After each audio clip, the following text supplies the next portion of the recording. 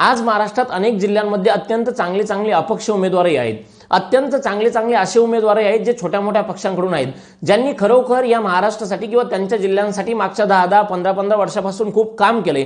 जर असे लोक जे खरंच कर्तव्यनिष्ठ आहेत, ज्यांच्या अंगात काम करण्याची क्षमता आहे, ज्यांनी काही पद नसताना आपल्यासाठी आंदोलन केलेत, जर अशा लोकांना आपण खासदारकी देऊन अशा लोकांचे हात बळकट केले तर ते लोक अजून ताकदीने काम करू शकतील। ही गोष्ट आपण लक्षात ठेवली पाहिजे।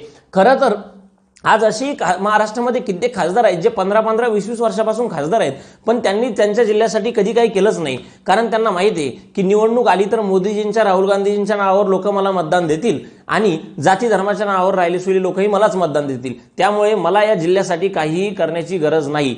तुम्हाला मी सांगतो की या देशामध्ये जवळजवळ 550 खासदार असतात लोकसभेचे।